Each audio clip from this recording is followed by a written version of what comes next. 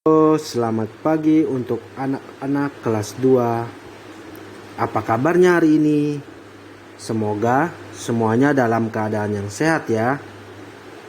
Jangan lupa selalu menjaga kesehatan dan kebersihan dengan selalu menerapkan protokol kesehatan. Ya, masih ingat toh pola 3M? Ya, yang pertama mencuci tangan. Ya, mencuci tangan dengan menggunakan sabun di air yang mengalir ya. Setelah itu selalu memakai masker.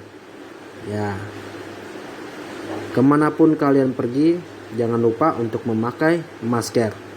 Untuk yang ketiga, agar selalu menjaga jarak.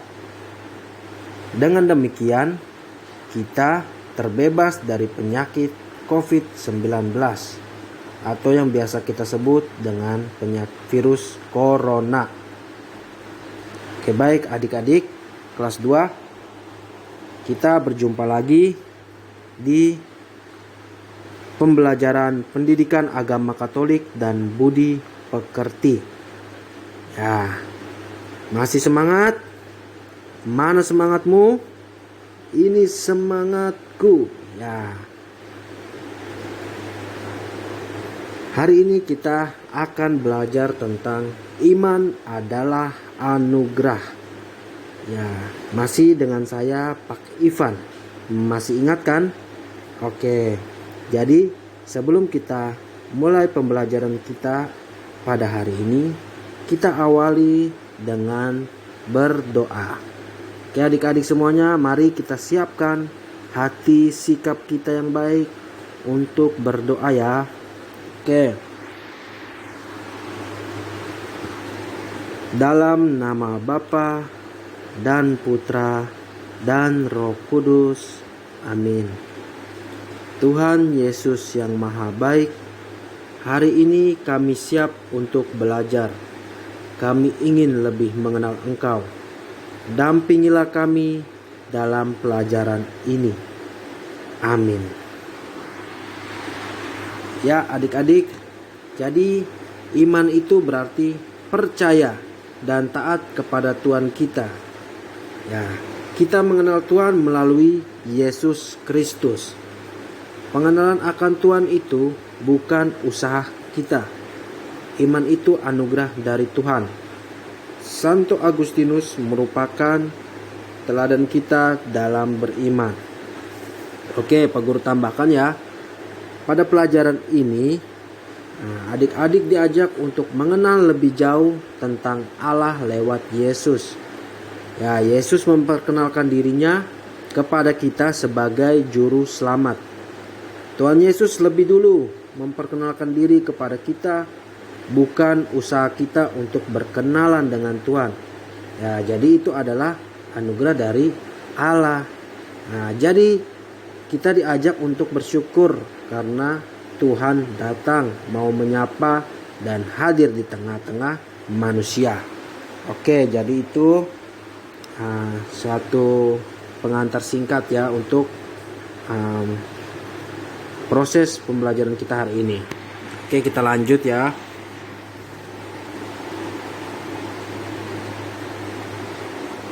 Ya, sekarang kita masuk di tujuan pembelajaran. Yang pertama, melalui bercerita, peserta didik dapat menjelaskan makna iman. Dan yang kedua, melalui refleksi, peserta didik dapat menceritakan kisah ikan dan katak. Nanti di pertengahan pembelajaran, Pak Guru akan menceritakan tentang kisah katak dan ikan. Oke, yang ketiga, melalui video, peserta didik dapat menjawab pertanyaan tentang Santo Agustinus, tentang kisahnya Santo Agustinus. Ya. Oke, kita lanjut ya. Oke, sekarang Pak Guru minta adik-adik semua amati gambar berikut ini. Ya, di gambar ini ada seekor katak dan ikan. Lalu kehidupan mereka yang di bawah laut. Jadi di dalam gambar ini mereka sedang bercerita satu sama lain. Ya. Pak Guru akan membacakan cerita tentang katak dan ikan. Jadi adik-adik semua agar mendengarkan, menyimak dengan baik. Oke.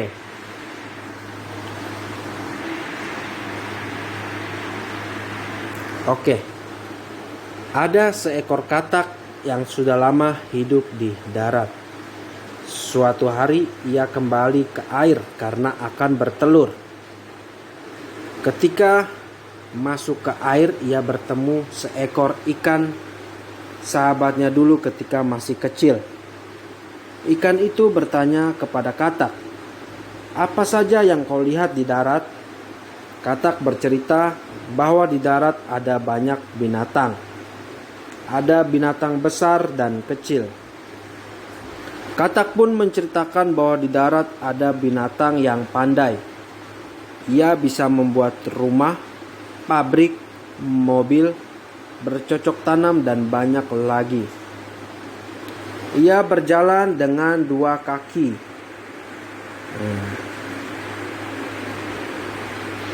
Oke, sabar.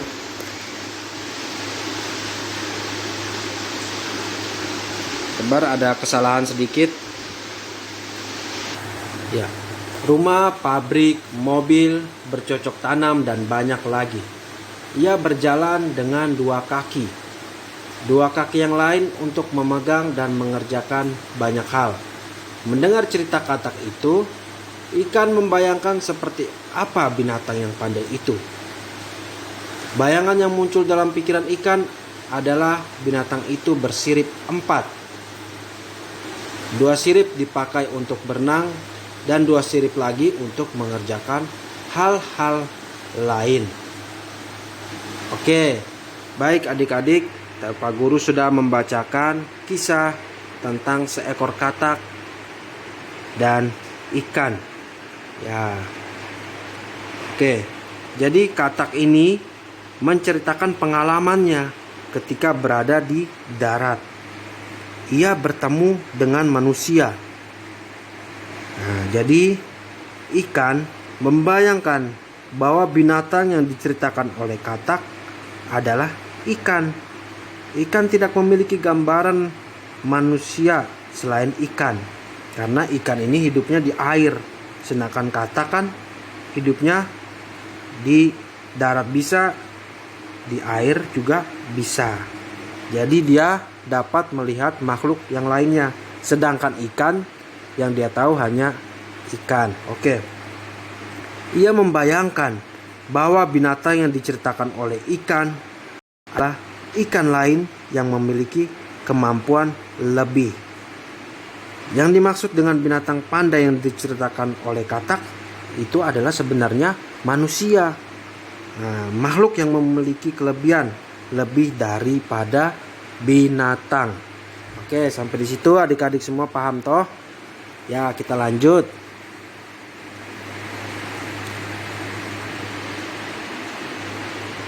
Ya.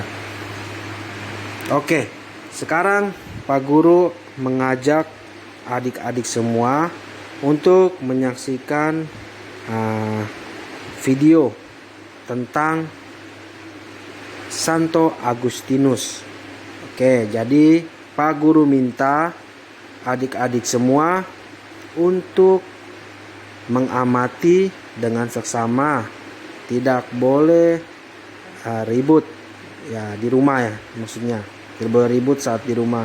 Dan Pak Guru memutar video ini, adik-adik dapat bisa mencatat karena ada beberapa pertanyaan yang Pak Guru akan berikan untuk tugas nanti. Oke, mari kita saksikan bersama.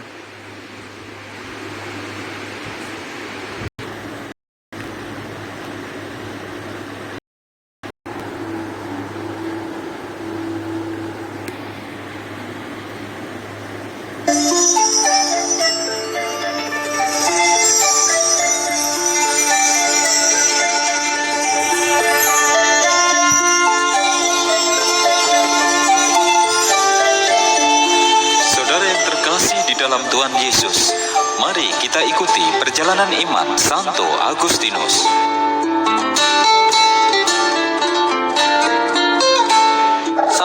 Agustinus hidup kurang lebih 1600 tahun yang lalu di Afrika Utara, tepatnya di Algeria. Mengapa dia penting?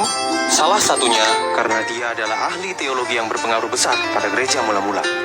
Dia mencetuskan konsep dosa asal dan ketergantungan sepenuhnya pada anugerah Yesus Kristus untuk memperoleh keselamatan. Buku-buku yang dia tulis tergolong klasik dan masih dapat ditemukan di rak-rak kebanyakan toko buku dan perpustakaan sampai sekarang. Tetapi perjalanan hidup Santo Agustinus penuh liku-liku. Santo Agustinus lahir pada tahun 354 di salah satu provinsi Romawi di Afrika, dan sejak muda mengenal peperangan antara terang dan kegelapan. Ibunya, Monica, adalah pengikut Kristus yang sungguh-sungguh. Tetapi ayahnya, Patricius, adalah penyembah berhala, seseorang yang tidak percaya kepada Tuhan. Kehidupan keluarganya merupakan tantangan. Agustinus menolak kerinduan ibunya agar dia mengikut Yesus, dan lebih memilih pandangan hidup ayahnya yang lebih terbuka. Di sekolah, dia menganut agama Manikean yang mempercayai pergumulan antara baik dan jahat, tetapi tidak mengakui adanya Tuhan. Tak lama kemudian, dia mengikuti gaya hidup yang bebas dan melakukan banyak dosa. Pada masa ini, dia mengucapkan doa yang terkenal, "Berikanlah aku kemurnian dan penguasaan diri, tapi jangan dulu." Setelah lebih dari 10 tahun terobang-ambing dalam filsafat yang berbeda-beda, akhirnya dia menyadari kebenaran. Suatu hari, dia mendengar suara seorang anak meminta dia untuk mengambil dan membaca, dan dia anggap sebagai perintah untuk membaca Alkitab. Setelah menemukan Alkitab, dia membukanya dan memutuskan untuk membaca kalimat pertama yang dia dapati di sana. Bagian Alkitab yang kebetulan dia baca mengubah hidupnya selamanya. Tetapi kenakanlah Tuhan Yesus Kristus sebagai perlengkapan senjata terang, dan janganlah merawat tubuhmu untuk memuaskan keinginannya. Agustinus menyerahkan hidupnya kepada Yesus saat itu juga. Itu membuat ibunya begitu berbahagia. 2 tahun kemudian, setelah kematian anak laki-lakinya yang juga percaya kepada Yesus, Agustinus menjual semua harta warisannya dan memberikannya kepada fakir miskin. Satu-satunya yang dia miliki adalah rumah keluarga yang segera dia ubah menjadi sebuah biara. Dia segera menjadi pengkhotbah yang terkenal, terutama karena melawan agama Manikean yang pernah dia anut selama masa mudanya. Lalu dia ditahbiskan menjadi pastor dan kemudian diangkat sebagai uskup kota itu. Di sana, dia bekerja tanpa lelah sampai akhir hidupnya untuk meyakinkan penduduk kota agar percaya kepada Yesus dan hidup bagi kota Allah. Dia wafat pada 28 Agustus 430 di usia 75 tahun. Sampai saat ini, hidup dan tulisan Santo Agustinus memiliki pengaruh yang besar dalam sejarah kekristenan. Pengakuan-pengakuannya menyatakan kelemahannya. Surat dan khotbahnya menyatakan kekuatan Kristus. Dan pengabdiannya kepada Yesus menjadi teladan hidup yang mulia.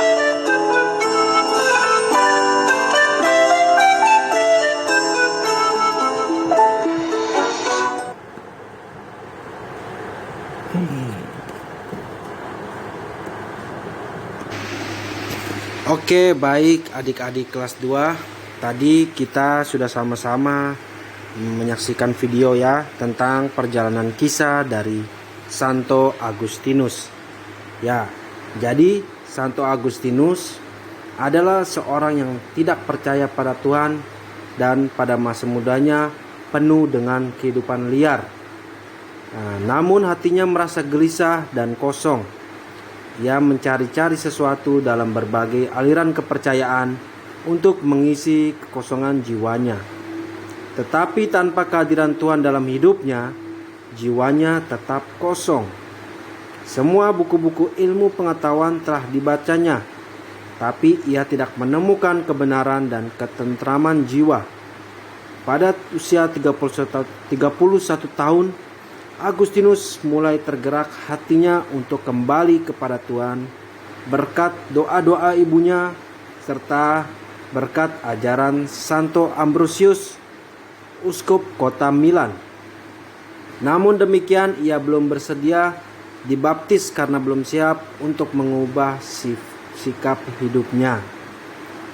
Suatu hari, ia mendengar tentang 2 orang yang sudah bertobat setelah membaca riwayat hidup Santo Antonius Partapa. Agustinus merasa malu. Sejak saat itu, Agustinus memulai hidup baru. Ya, jadi kita sungguh senang karena dapat mengenal Tuhan. kita mengenal Tuhan melalui Yesus Kristus. Pengenalan akan Tuhan itu bukan usaha kita, itu semua anugerah dari Tuhan Allah. Ya, baik adik-adik, jadi itu merupakan kesimpulan dari kisah tentang Agustinus yang sudah kita saksikan lewat media video tadi ya. Oke, jadi setelah kita menyaksikan perjalanan kisah Santo Agustinus melalui video itu, jadi Pak Guru akan memberikan tugas untuk kalian kerjakan di rumah. Ya, jadi tugasnya seperti ini. Ya, di sini ada 5 nomor ya, adik-adik semuanya. Ya. Oke, jadi untuk tugas ini adik-adik kerjakan di dalam buku tulis. Ya, di dalam buku tulis. Untuk jadwal pengumpulannya, adik-adik kumpulkan pada hari Jumat. Pada hari Jumat ya. Hari Jumat. Dalam minggu ini. Oke.